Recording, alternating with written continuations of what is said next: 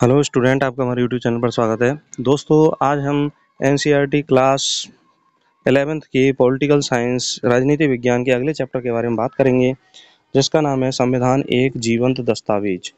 तो चलिए हम इसके बारे में पढ़ते हैं। संविधान एक जीवंत दस्तावेज कैसे है, संविधान की उपयोगिता क्या है और संविधान क्या क्या करता है हमारे जीवन में, इन सभी के बारे में हम अध्ययन करते हैं।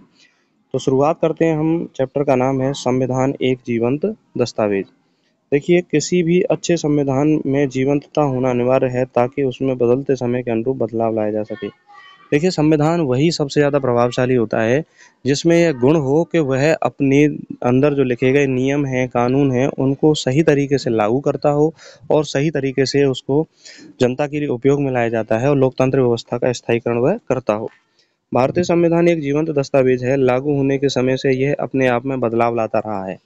देखिए, परिवर्तन संसार का नियम है। समय बदलता रहता है तो नियम भी बदलते रहते हैं, कानून भी बदलते रहते हैं। तो उसी प्रकार से भारतीय संविधान भी धीरे-धीरे अपने आप में क्या है, बदलाव लाता रहा है, परिवर्तन लाता रहा है। भारतीय संविधान में अब तक 100 से अधिक संविधान संशोधन हो चुके हैं। देखिए, वर्तमान समय तक जब हम इस क्लास को ले रहे हैं, लगभग 105 संविधान संशोधन हो चुके हैं। और देखिए, संविधान संशोधन होने का अर्थ ये है कि जो समय में बदलाव लाया गया है, उस बदलाव के अनुसार भारतीय संविधान जो है अपने स्वरूप को बदल रहा है और उस हिसाब से नियम, कायदे, कानून लागू किए गए हैं। संशोधनों के मामले में भारतीय संविधान लचीलेपन और कठोरता का सम्मिश्रण है। मतलब भारतीय संविधान लचीला भी है और कठोर भी है। अब हम बात करें भारतीय संविधान में संशोधन की प्रक्रिया कौन से आर्टिकल के तहत है, तो भारतीय संविधान में अनुच्छेद 368 के तहत संशोधन की प्रक्रिया को अपनाया गया है। और देखिए, भारतीय संविधान में 3 तरीकों से संशोधन किया जा सकता है। तो हम बात करें भारतीय संविधान में कितने तरीकों से संशोधन किया जा सकता है। 3 तरीकों से भारतीय संविधान में संशोधन किया जा सकता है। पहला है संसद में सामान्य बहुमत के आधार पर। दूसरा है संसद के दोनों सदनों में अलग-अलग विशेष बहुमत के आधार पर संविधान संशोधन किया जा सकता है। तीसरा है संसद के दोनों सदनों में अलग-अलग विशेष बहुमत के साथ-साथ कुल राज्यों की आधी विधायिकाओं के समर्थन के आधार पर संविधान संशोधन किया जा सकता है। तो 3 तरह से भारतीय संविधान में संशोधन किया जा सकता है। संसद में सामान्य बहुमत के आधार पर, संसद में विशेष बहुमत के आधार पर, दोनों सदनों में अलग-अलग, और तीसरा है कि दोनों सदनों के अलग-अलग बहुमत होना चाहिए और आधे राज्यों की सहमति होनी चाहिए। उसके आधार पर भारतीय संविधान में संशोधन किया जा सकता है। आगे हम बात करें संविधान संशोधन की प्रक्रिया केवल संसद में ही प्रारंभ हो सकती है। इंपॉर्टेंट है, संविधान संशोधन केवल संसद में किया जा सकता है, संसद के बाहर संविधान संशोधन नहीं हो सकता। संविधान संशोधक विधेयक के मामले में राष्ट्रपति को पुनर्विचार का अधिकार है।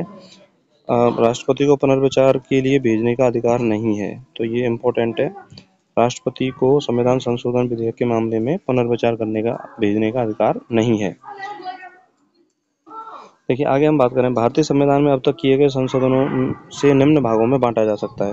तकनीकी या प्रशासनिक आधार पर संशोधन, संविधान की व्याख्या करने के लिए संशोधन और राजनीतिक आम सहमति के माध्यम से संशोधन भारतीय संविधान में किया गया है।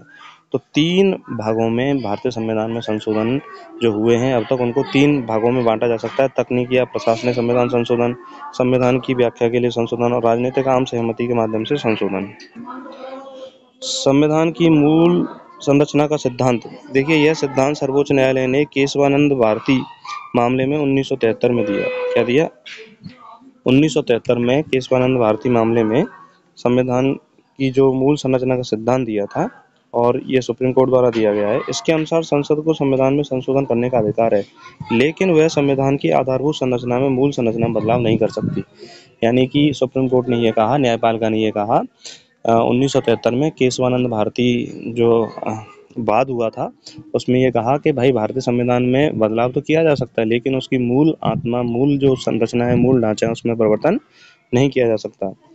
भारतीय संविधान समाज की इच्छाओं और आकांक्षाओं का प्रतिबिंब होता है। यह एक लिखित दस्तावेज है जिसे समाज के प्रतिनिधि तैयार करते हैं। संविधान का अंगीकरण 26 नवंबर 1949 को हुआ और इसे 26 जनवरी 1950 को लागू किया। देखिए, अगर बात करें कि भारतीय संविधान को कब अपनाया गया, तो इसको अपनाया गया 26 नवंबर 1949 को। और यदि पेपर में प्रश्न आए कि इसको लागू कब किया गया, तो इसको लागू किया गया 26 जनवरी 1950 को। चलिए आगे हम बात करें, संविधान एक जीवंत दस्तावेज है, वो क्यों? देखिए, संविधान जीवंत दस्तावेज इसलिए है कि यह परिवर्तनशील है, यह स्थायी या गतिहीन नहीं है। मतलब ये ऐसा नहीं है कि एक बार बना दिया गया और समय में परिवर्तनशील हुआ, आगे कुछ समय की और मांगे आई, उसके हिसाब से इसमें बदलाव नहीं हुआ। तो ये देखिए परिवर्तनशील है और ये कभी स्थायी नहीं होता, इसीलिए संविधान जीवंत है। और आगे हम बात करें, समय की आवश्यकता के अनुसार इसके प्रावधानों में संशोधन किया जा सकता है, इसीलिए संविधान जीवंत है। संशोधन के पीछे राजनीतिक सोच प्रमुख नहीं है, बल्कि समय की ज़रूरत होती है। तो हम कह सकते हैं कि भाई राजनीतिक सोच के आधार पर संविधान संशोधन नहीं होता, समय की ज़रूरत के अनुसार और समय की परिवर्तनशीलता के आधार पर संविधान में संशोधन किया जा सकता है। अब हम बात करते हैं संविधान में संशोधन। देखिए, संशोधन की प्रक्रिया केवल संसद से ही शुरू होती है। तो इम्पोर्टेंट बात यह है कि संविधान में संशोधन कहाँ होता है? केवल संसद में होता है। संशोधन की प्रक्रिया अनुच्छेद 368 में है। संशोधन के मामले भारतीय संविधान लचीलेपन और कठोरता का मिश्रण है। और भारतीय संविधान में अब तक 100 से अधिक संशोधन हो चुके हैं, लगभग 105 संशोधन हो चुके हैं।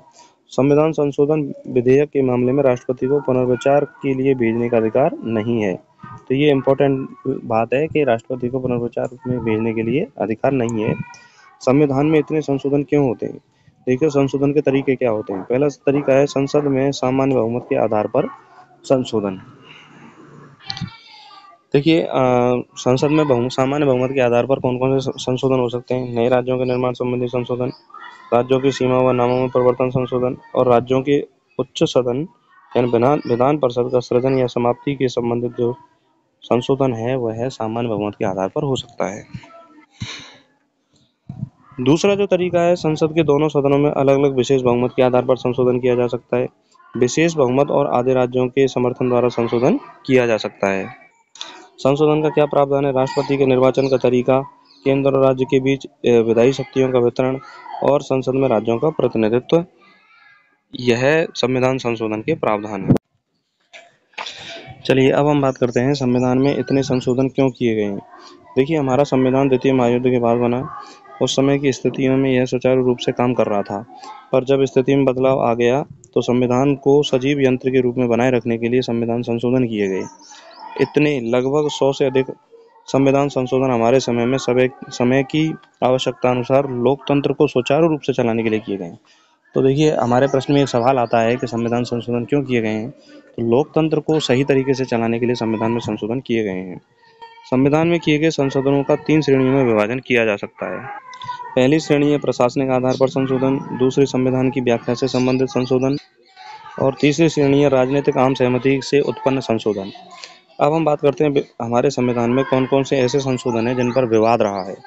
देखिए, वे संशोधन जिनके कारण विवाद हो, जैसे संशोधन 38वां, 39वां, 42वां विवादास्पद संशोधन माने जाते हैं।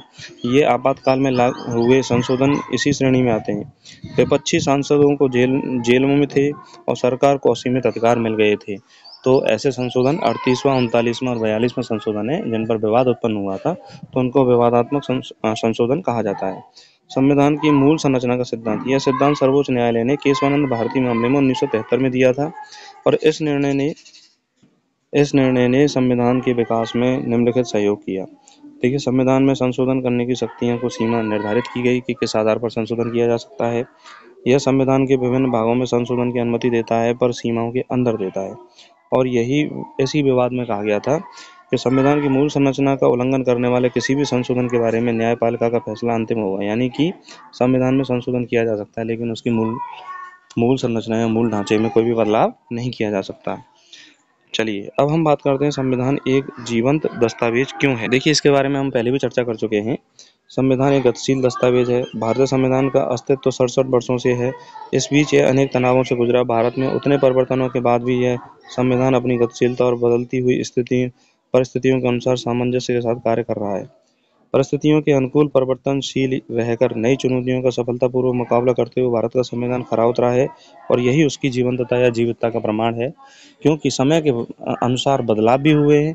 कई कठिन परिस्थितियों के अनुसार भी परिस्थितियों के बदलने पर भी भारतीय संविधान जो है हमारा जीवित रहा है और हमारे संविधान जो है अस्तित्व में रहा है। तो हम कह सकते हैं कि संविधान संशोधन के द्वारा जो प्रक्रिया भारतीय संविधान में अनुच्छेद 368 में अपनाई गई है, उसके आधार पर संविधान संशोधन हमारा बना रहा है और हमारे संविधान को जीवित बनाए रखा है।